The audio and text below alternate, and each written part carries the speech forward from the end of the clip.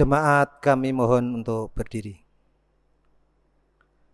Jemaat yang dikasihi Tuhan Yesus Kristus, marilah dengan sukacita kita memuliakan nama Tuhan dalam ibadah ini. Kami ingin memuji nama Tuhan, hadirlah ya Tuhan dalam hati kami. Kami siap menghadirkan Tuhan dalam hati kami.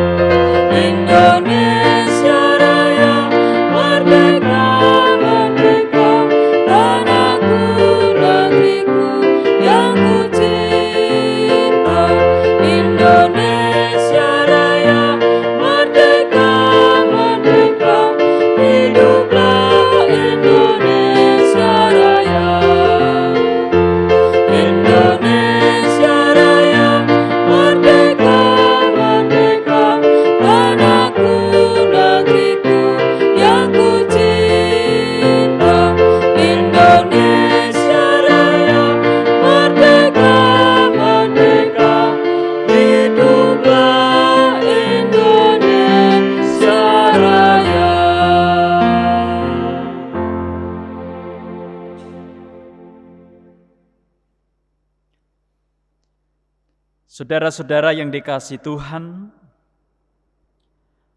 kemerdekaan Indonesia diberikan Allah kepada kita melalui para pejuang dengan semangat juang dan kerelaan pengorbanannya. Bersama kita masuk dalam ibadah memperingati kemerdekaan Indonesia dengan mengakui bahwa pertolongan kita adalah di dalam nama Tuhan yang menciptakan langit dan bumi.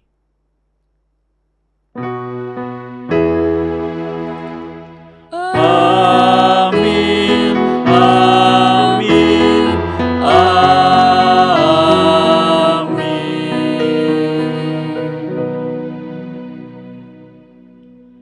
Kasih karunia dan damai sejahtera dari Allah Bapa kita dan dari Tuhan Yesus Kristus menyertai saudara sekalian. Amin. Jemaat dipersilahkan duduk.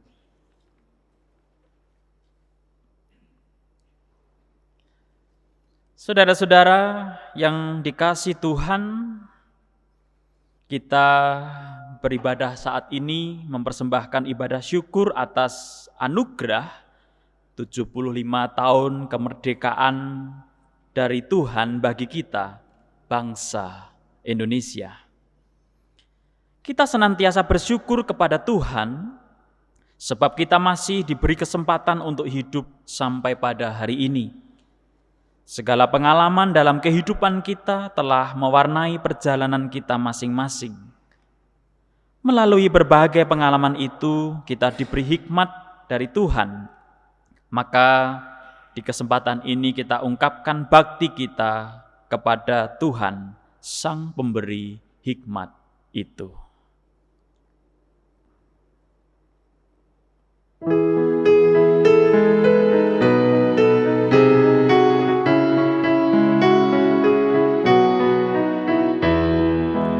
Kami puji dengan riang Dikau Allah yang besar, bagai bunga terima siang, hati kami pun mekar. Kabut dosa dan derita, kebimbangan telah lenyap, sumber suka yang abadi di sinar-Mu menyerah.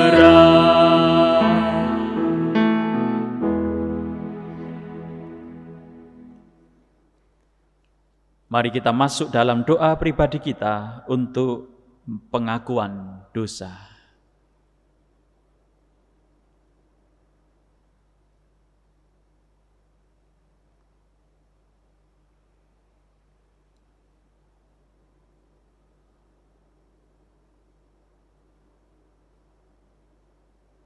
Ya Tuhan yang Maha Kasih, hari ini kami mensyukuri atas kemerdekaan bagi bangsa kami yang telah Engkau anugerahkan menjadi rahmat bagi kami semua.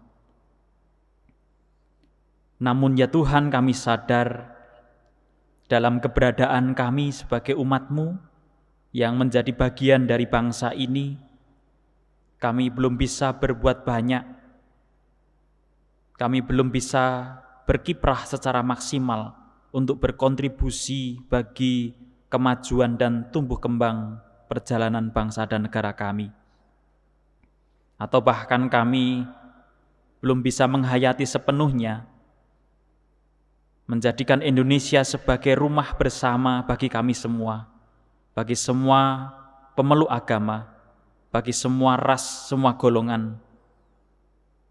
Bahkan tidak terluput kami sering bersikap egois, bahkan hidup dalam eksklusivitas kami. Itulah yang menjadi kekurangan dan kesalahan kami. Ya Tuhan, kami mengaku dosa dan ampunilah kesalahan kami ketika dalam kehidupan berbangsa dan bernegara kami masih sering mengecewakan dan menyakiti hati sesama kami, orang-orang yang ada di sekitar kami. Inilah permohonan kami, di dalam Kristus Yesus kami memohon. Amin.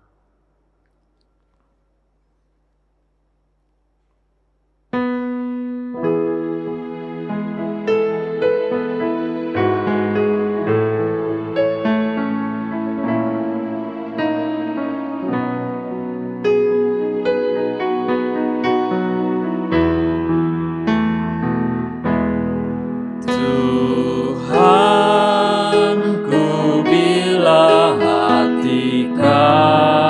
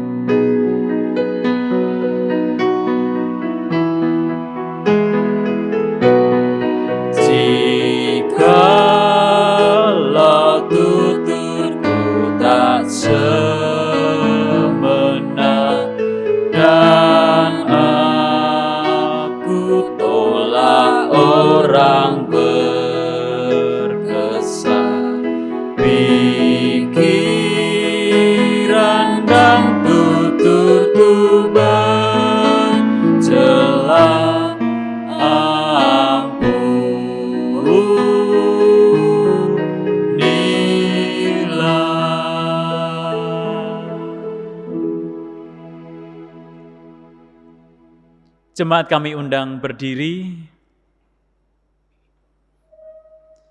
Saudara-saudara sekalian, terimalah firman Tuhan yang demikian.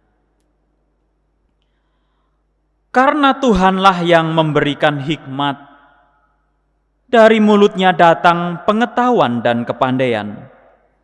Ia menyediakan pertolongan bagi orang yang jujur, menjadi perisai bagi orang yang tidak bercela lakunya, sambil menjaga jalan keadilan dan memelihara jalan orang-orangnya yang setia.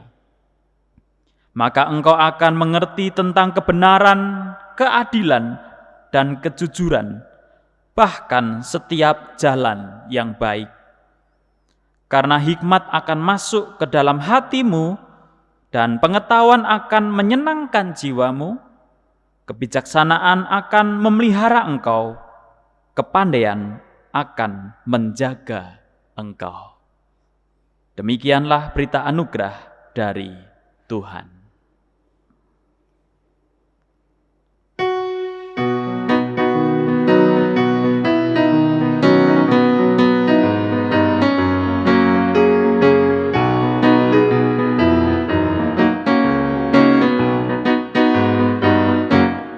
Tak kita menyerahkan kepada musuhnya, pelita yang bersinar di dalam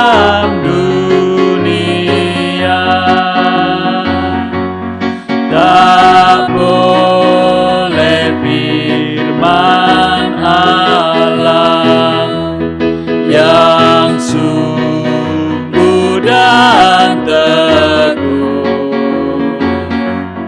Alkitab yang mulia diambil seteru.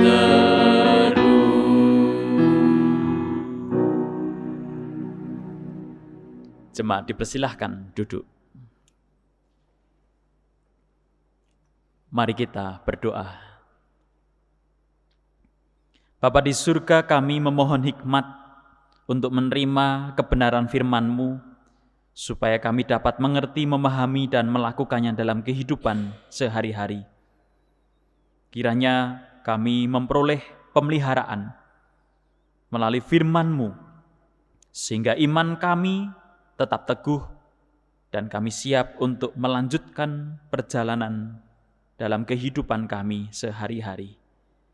Kami siap mendengarkan firman-Mu ya Tuhan, maka bersabdalah kepada kami. Di dalam nama Tuhan kami Yesus Kristus kami memohon. Amin.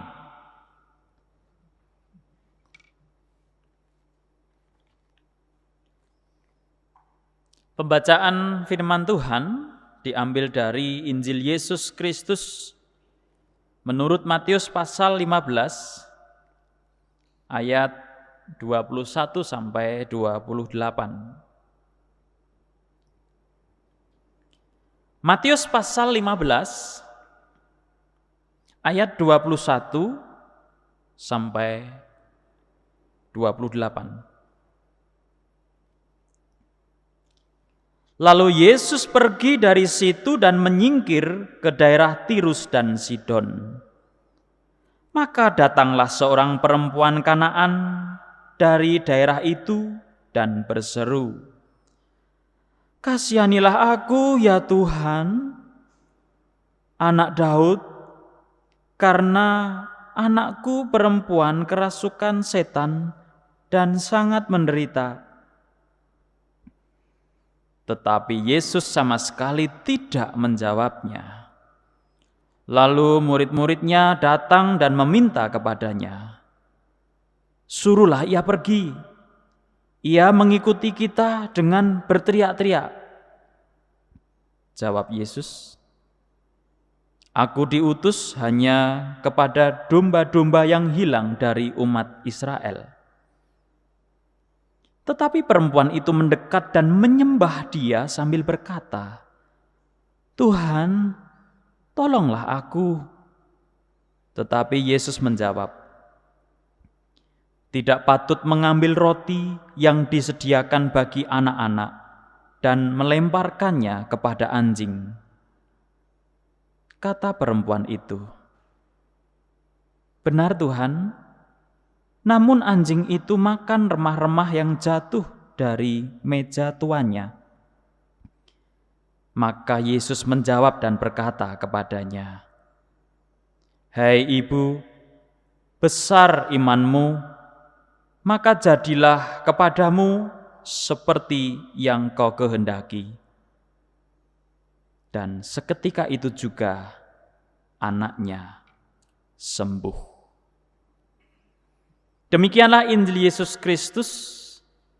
Berbahagialah mereka yang mendengarkan firman Tuhan, memelihara serta memberlakukannya dalam seluruh hidupnya. Haleluya.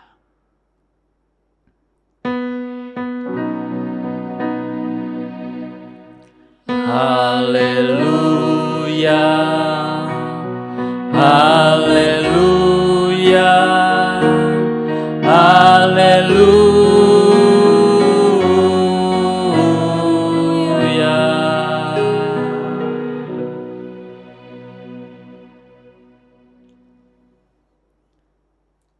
Saudara-saudara yang dikasihi Tuhan, hari ini kita beribadah dan juga sekaligus dalam nuansa atau suasana hari kemerdekaan Republik Indonesia. Hari ini kita mensyukuri 75 tahun kemerdekaan bagi bangsa kita Indonesia. Untuk mengobarkan semangat dan rasa cinta tanah air kita, mari kita serukan pekik kemerdekaan kita. Merdeka! Nah, saudara-saudara yang dikasihi Tuhan, kita hendak menggumuli keberadaan kita sebagai bagian dari bangsa dan negara ini dalam tema merdeka keluar dari batas keeksklusifan. Jadi mari kita renungkan bersama sampai pada kemerdekaan Republik Indonesia yang ke-75 tahun ini masih banyak pandangan, masih banyak paradigma yang menjadi kendala dalam kita menjalani kehidupan berbangsa dan bernegara. Atau bahkan justru kendala itu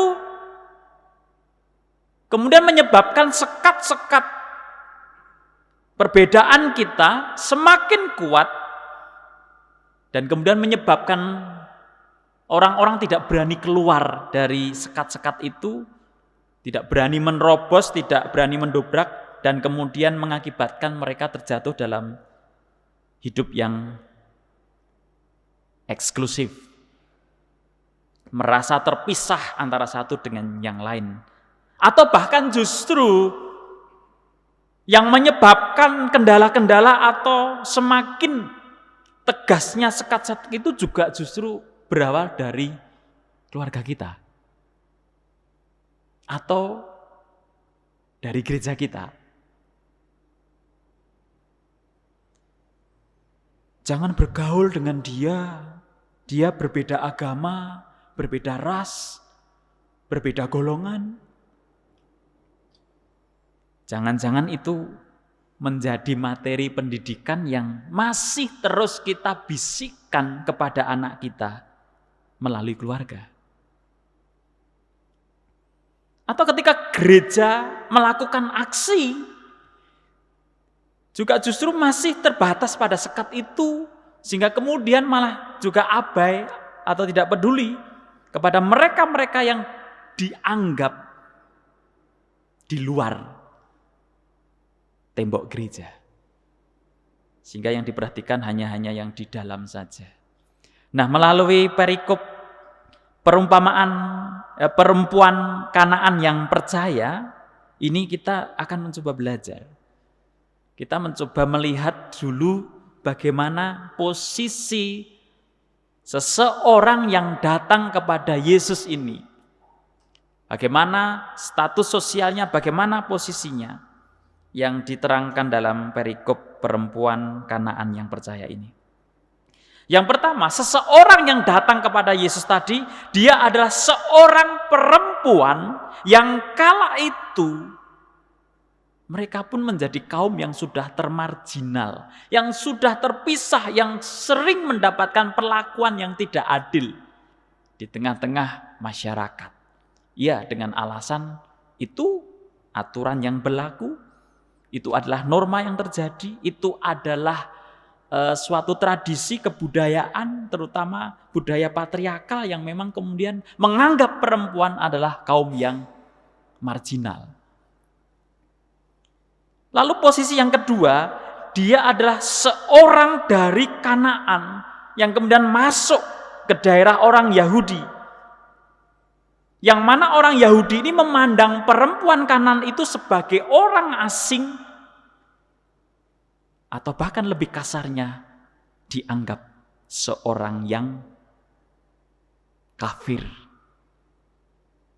Dianggap di luar pagar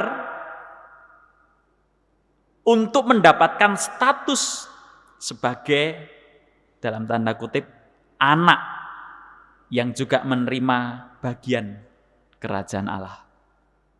Itu pandangan orang Yahudi kepada perempuan Kanaan. Ditambah lagi yang ketiga, kemungkinan dia seorang janda, di mana janda juga menjadi gambaran orang yang ringkih, yang sering tersisih.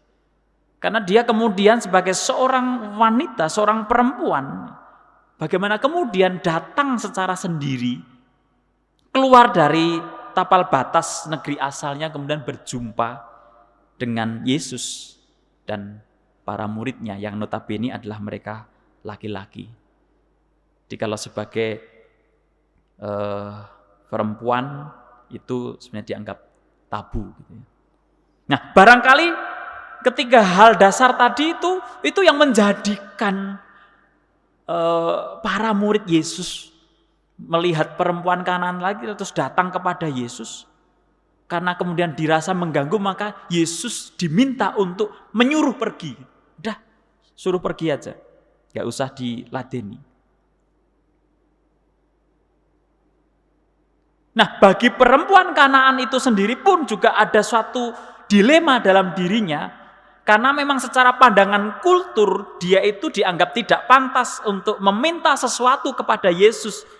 Karena dia seorang perempuan, karena dia seorang asing. Namun kita bisa melihat bagaimana adanya upaya dalam diri perempuan Kanaan tadi.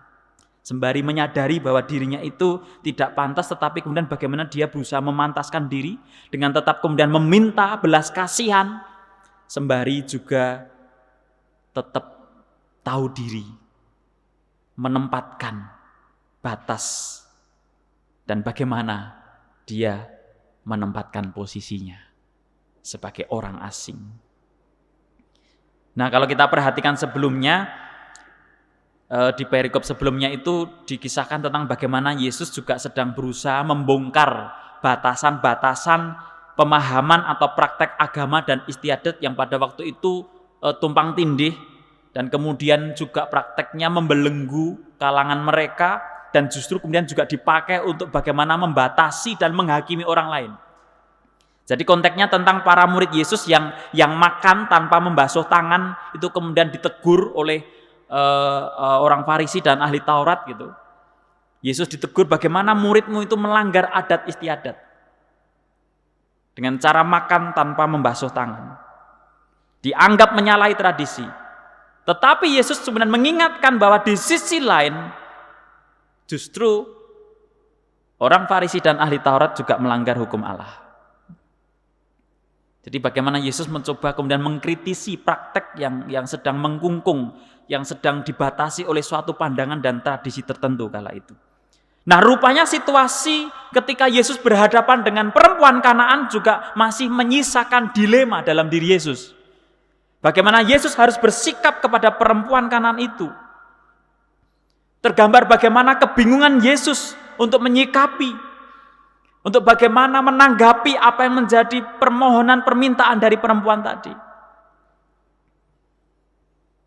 Sudah terjadi perjumpaan, tetapi masih ada kebingungan tentang sikap yang harus Yesus lakukan. Karena memang situasi kala itu dianggap tidak lazim untuk kemudian menolong orang asing yang dianggap kafir, yang dianggap najis. Tetapi kita bisa melihat bagaimana proses pergumulan yang dialami Yesus ketika menanggapi permintaan perempuan Kanaan tadi. Ketika perempuan Kanaan tadi memohon, meminta kepada Yesus, memang di awalnya digambarkan di sana sikap Yesus adalah sama sekali tidak menjawabnya. Terhadap permohonan belas kasihan dari perempuan Kanaan, Yesus tidak menanggapinya. Yesus diam, tidak menjawabnya. Nah, ketika seseorang dimintai sesuatu lalu diam, ya setidaknya ada dua gambaran ekspresi dari diam itu. Yang pertama bisa saja tidak peduli. Memang tidak peduli, tidak mau peduli, panbelih itu terus diam. Atau juga kemudian masih bingung dan sedang berpikir. Antara iya dan tidak. Sehingga memilih diam dulu. Tetapi kemudian yang kedua, Yesus mencoba untuk mencari tameng atau mencari alasan menegaskan bahwa dirinya itu hanya diutus bagi kalangan eksklusif. Bahwa Yesus itu diutus dari kalangan terbatas, yaitu bagi orang Yahudi.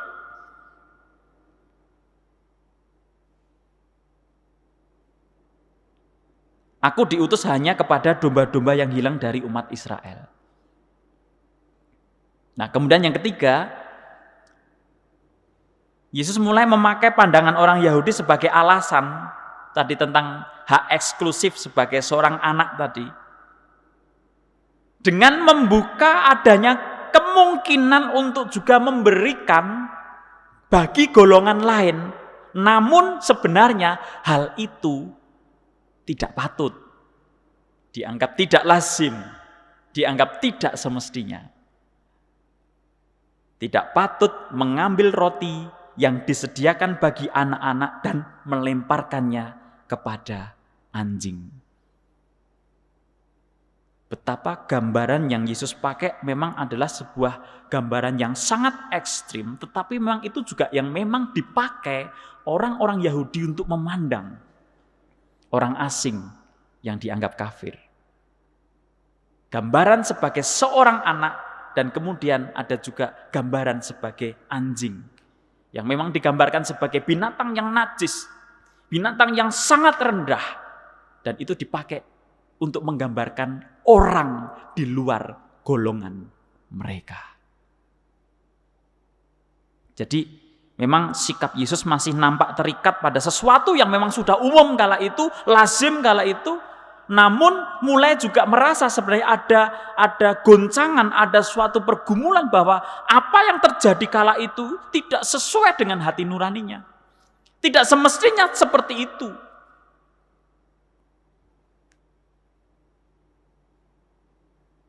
Ini sudah mulai ada semacam pergumulan dalam upaya Yesus memang mendobrak sesuatu praktek kehidupan yang sebenarnya umum kala itu, tetapi menurut Yesus tidak semestinya demikian. Dalam rangka untuk menyatakan bahwa diri Yesus hadir bukan hanya untuk golongan tertentu, tetapi bagi dunia ini. Nah, kemudian kita bisa melihat bagaimana sikap perempuan Kanaan yang dianggap sebagai orang asing, orang kafir, itu justru menuntunnya untuk datang kepada Yesus itu dalam kemerdekaannya, dalam kebebasannya. Justru tidak ada embel-embel. Perempuan Kanaan tadi itu datang kepada Yesus itu sak dremo gitu loh.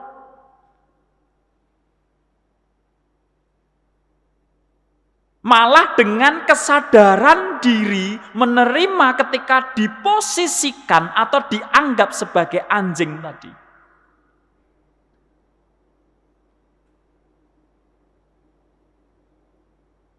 Dan dia sadar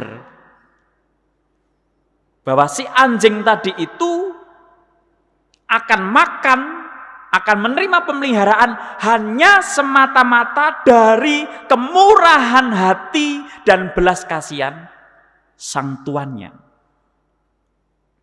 Jadi betapa justru di sini ada suatu kemerdekaan datang dengan kesadaran diri bahwa ketika dia menerima pertolongan atau bahkan ketika dia diselamatkan itu bukan karena prestasi atau sesuatu yang melekat dalam dirinya, tetapi memang sak dremo bahwa itu merupakan anugerah, kemurahan hati dari sang Tuhan itu. Seperti anjing yang sedang menunggu di bawah kolong meja untuk kemudian mendapatkan remah-remah, untuk mendapatkan kemudian kemurahan hati dari tuannya yang memelihara.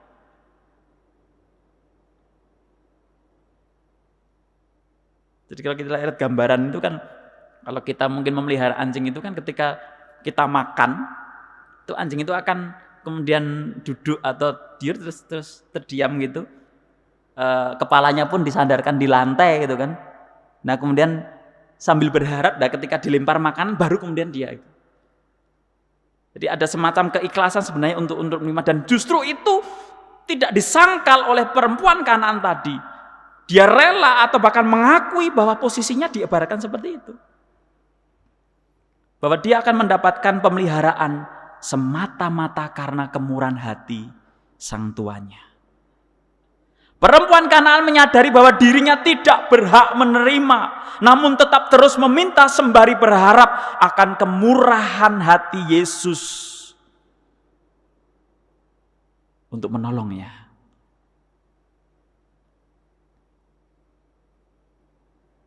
Dan sikap orang yang demikian itu memang sebenarnya orang yang mudah ditolong. Dan ketika sudah ditolong pun akan tetap tahu diri dan tidak ngelonjak. Jadi kalau kita menolong seseorang yang benar-benar menyadari bahwa dirinya itu sudah tidak mampu, itu kepenak. Tetapi ketika kita menolong seseorang dan dirinya merasa bahwa dirinya masih merasa bisa, justru yang kita tolong itu justru akan ngatur, akan nyetir orang yang menolongnya, sehingga dia tidak tahu diri. Jadi kalau seseorang yang justru bermentalitas seperti perempuan Kanaan ini mau ditulungi gampang, kepenak, karena memang benar-benar datang meminta pertolongan atas dasar ketidakberdayaannya dan menyadari tentang posisi dirinya, dan itu benar-benar orang yang merdeka. Nah, bagi Yesus sikap perempuan Kanaan yang demikian itulah justru adalah sikap iman yang besar menurut pandangan Yesus. Dan hal itulah yang memantapkan Yesus untuk berbuat menolong perempuan Kanaan tadi, sekalipun ia harus menerobos apa yang sudah menjadi pakem sebelumnya. Sekalipun Yesus harus bertindak perbuatan yang tidak populer, yang tidak lazim. Namun akhirnya tindakan dan pertolongan Yesus itu membebaskan dan memerdekakan yang ditolong.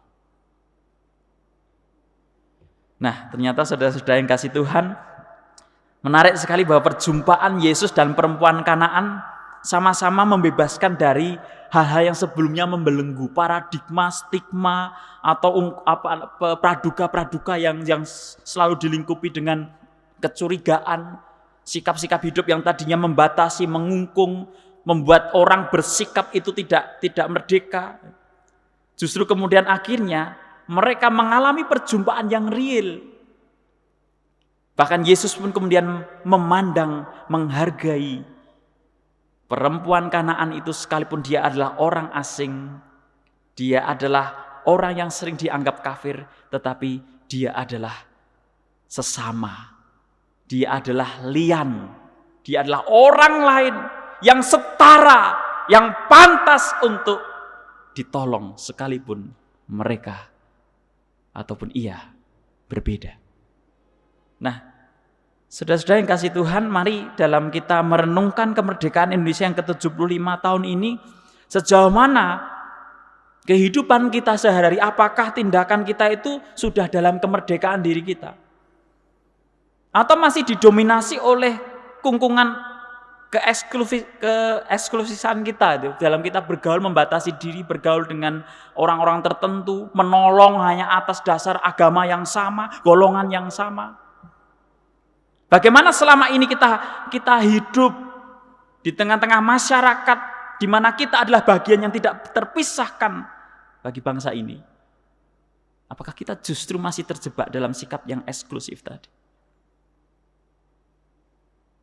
Kalau iya, tentu ini menjadi keprihatinan kita sebagai gereja, sebagai orang Kristen yang hadir di tengah-tengah bangsa Indonesia ini.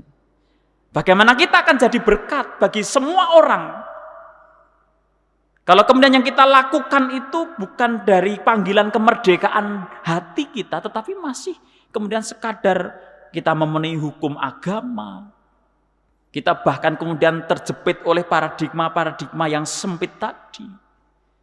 Nah, itu PR kita semua untuk bagaimana kita juga membangun generasi sekarang ini supaya mereka tidak terjebak dalam kehidupan yang eksklusif, supaya mau keluar dari zona yang nyaman mereka, untuk kemudian berjumpa dengan orang banyak, orang lain. Terutama di zaman-zaman sekarang ini, pandemi ini, yang menderita itu bukan hanya orang Kristen, bukan hanya warga gereja. Yang terdampak bukannya gereja, semua orang, semua golongan, apapun agamanya. Nah, kalau kita bertindak masih atas dasar batasan-batasan itu, wah, itu memprihatinkan. Apalagi dalam rangka menghayati 75 tahun kemerdekaan Indonesia, ternyata kita belum bisa berbuat banyak bagi bangsa ini. Karena kita harus sadar bahwa kemajuan dan tumbuh kembang bangsa ini juga sangat diperlukan kiprah kita, Bapak Ibu Saudara yang kasih Tuhan.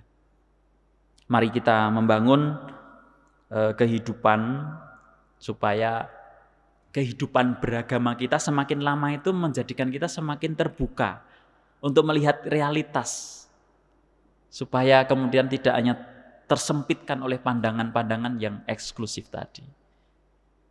Kiranya kita bisa merdeka, hati nurani kita merdeka, sikap kita merdeka, sehingga ketika kita berjumpa dengan orang lain pun berjumpa dalam perjumpaan yang setara, berjumpa dengan lian, berjumpa dengan orang lain, berjumpa dengan sesama kita, dan kita pun bisa menolong mereka.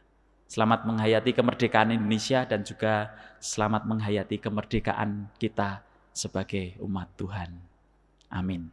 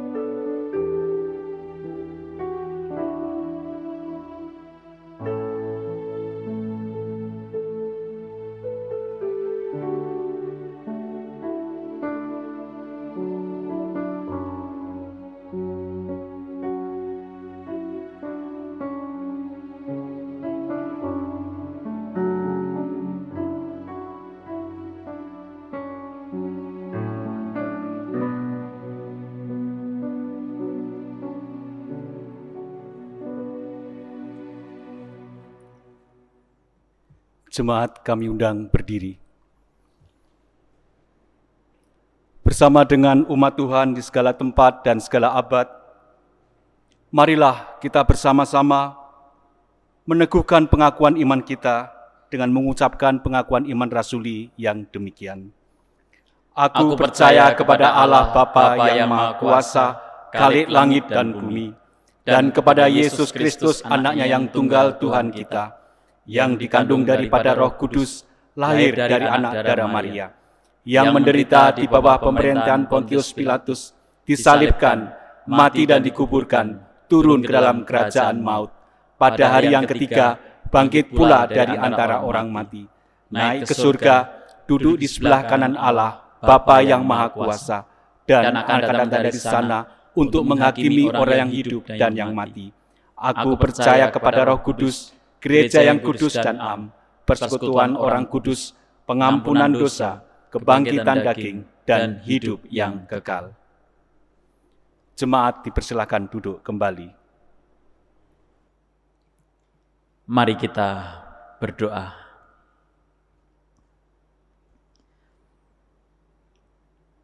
Bapa di surga, dalam ibadah hari ini, kami juga mensyukuri dan menghayati anugerah Tuhan, yaitu kemerdekaan bagi bangsa kami yang berusia 75 tahun. Kami bersyukur atas segala anugerah, berkat penyertaan yang Kau berikan bagi bangsa kami di dalam menjalani kehidupan sebagai bangsa dan yang merdeka, dan juga mengisi kemerdekaan dengan hal yang positif. Namun kami sadar bahwa kami sebagai umat-Mu belum bisa sepenuhnya secara maksimal untuk berkiprah dan berkontribusi untuk tumbuh kembang dan kemajuan bagi bangsa dan negara kami. Secara khusus Tuhan, kami berdoa untuk bangsa dan negara kami, terutama di masa-masa pandemi ini. Kiranya Engkau yang memberkati dalam perjalanan kehidupan kami bersama. Mampukan kami untuk tetap menghidupi dan menghayati, menjadikan Indonesia sebagai rumah bersama bagi kami semua.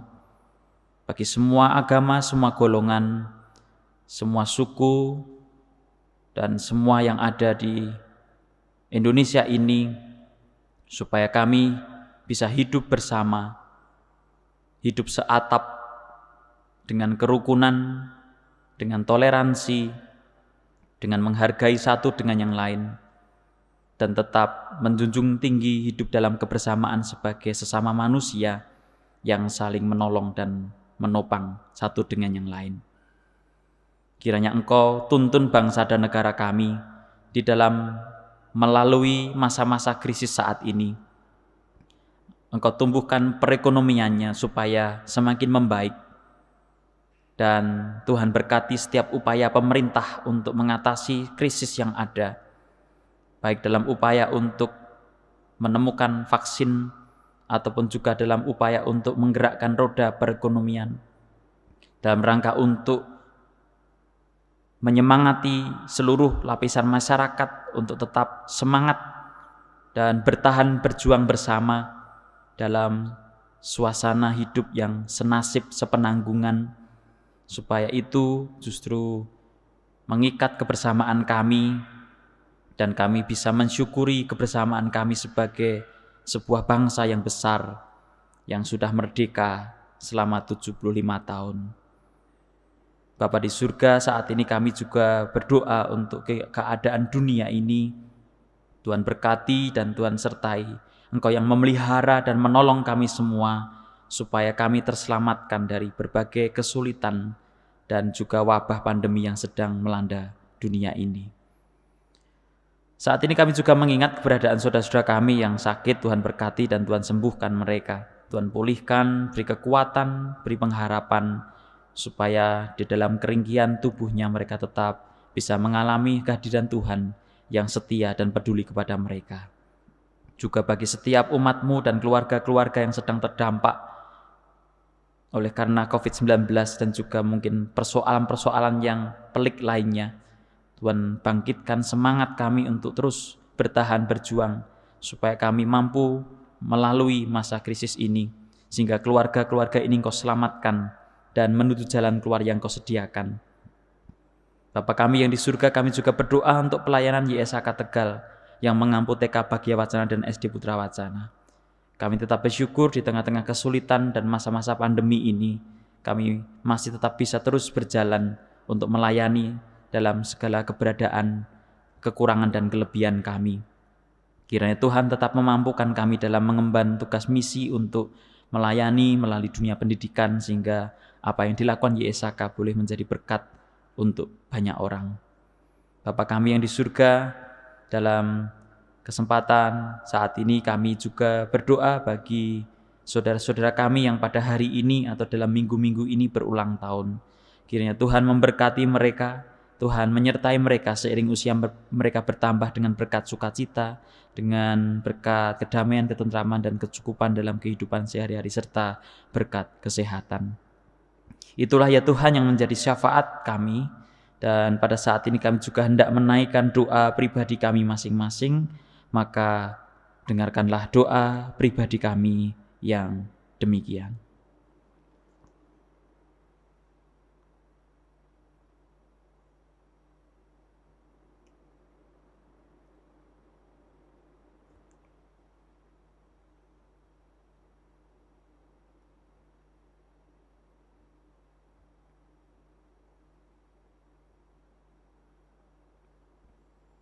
Inilah doa syafaat dan doa pribadi kami yang semuanya kami minta dan kami naikkan di dalam nama Tuhan kami Yesus Kristus, Tuhan dan Juru Selamat kami.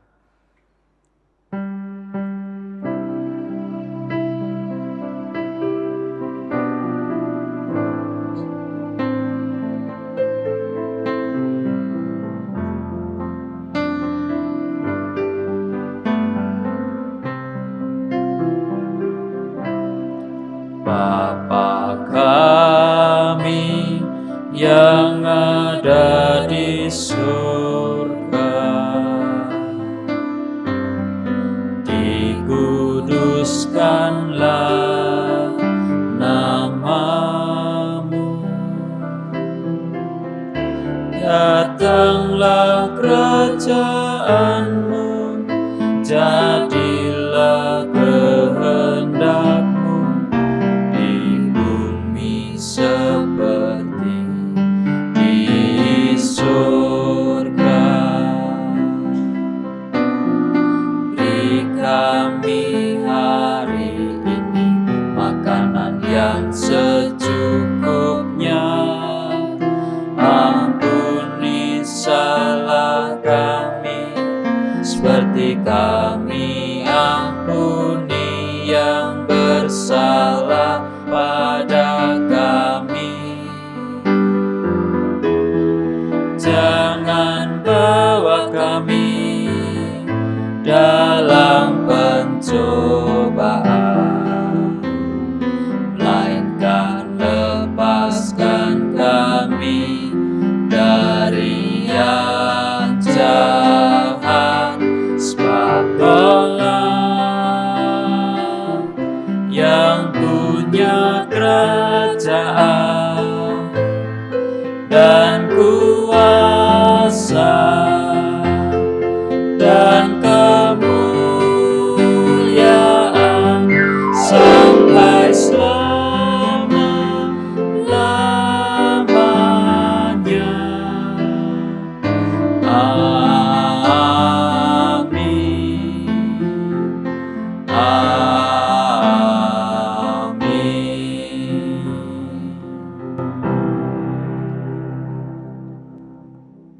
Jemaat yang sangat dikasihi Tuhan,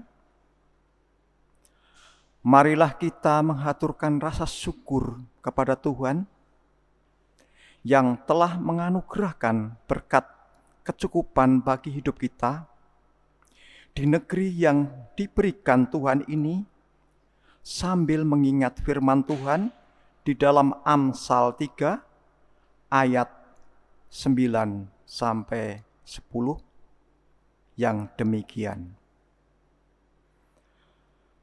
Muliakanlah Tuhan dengan hartamu dan dengan hasil pertama dari segala penghasilanmu, maka lumbung-lumbungmu akan diisi penuh sampai melimpah-limpah. Dan bejana pemerahanmu akan meluap dengan air buah anggurnya.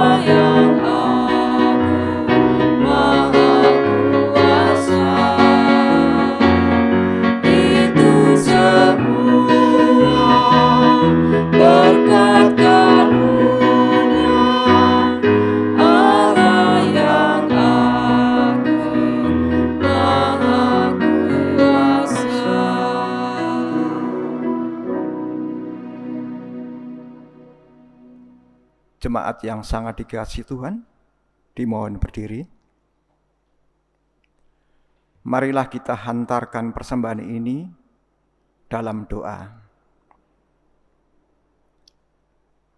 Tuhan Yesus yang bertahta di dalam kerajaan surga, sungguh Tuhan kami mengucap syukur Tuhan untuk setiap penyertaan Tuhan di dalam hidup kami semua selaku orang-orang percaya. Tuhan, kami juga mengucap syukur atas firman yang telah kami dengar pada kebaktian hari ini.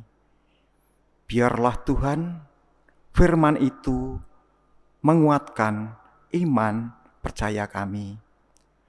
Kami juga mengucap syukur Tuhan, pada kebaktian ini kami diberikan kesempatan untuk menghaturkan persembahan.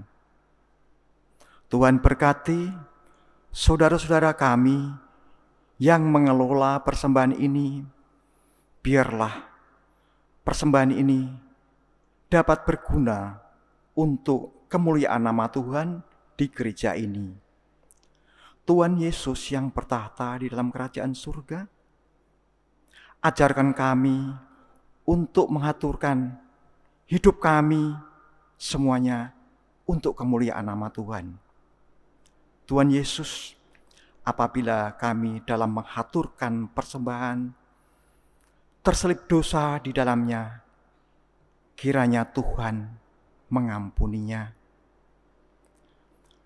Doa ini kami panjatkan hanya di dalam nama Tuhan kami, Yesus Kristus. Amin. Jemaat tetap berdiri.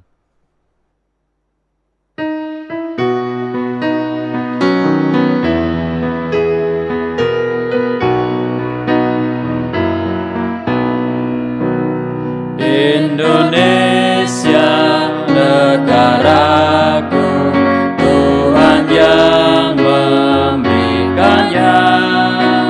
Ku serahkan di doaku pada Yang Maha Esa.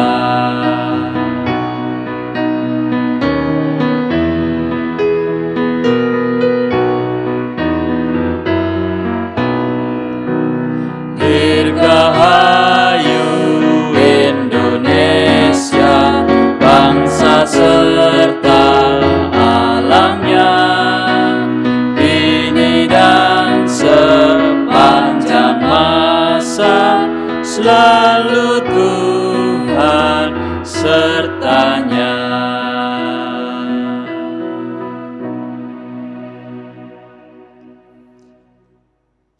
Saudara-saudara yang dikasihi Tuhan, mari kita lanjutkan kehidupan kita sembari mensyukuri kemerdekaan atas Indonesia yang sudah Tuhan berikan. Dan kita tetap berdoa bagi bangsa kita ini dan selalu berkiprah untuk yang terbaik dan mengisi kemerdekaan dengan hal-hal yang positif. Sembari kita berharap kiranya Allah mengasihani kita dan memberkati kita. Kiranya Ia menyinari kita dengan wajah-Nya supaya jalan-Mu dikenal di bumi dan keselamatan-Mu di antara segala bangsa. Kiranya bangsa-bangsa bersyukur kepadamu, ya Allah. Kiranya suku-suku bangsa bersukacita dan bersorak-sorai. Sebab Engkau memerintah bangsa-bangsa dengan adil dan menuntun bangsa-bangsa di atas bumi.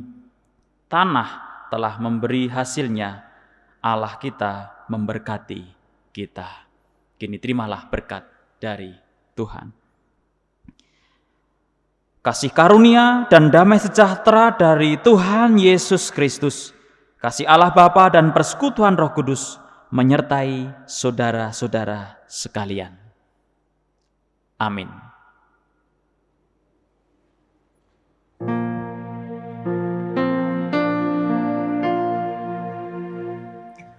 Amin.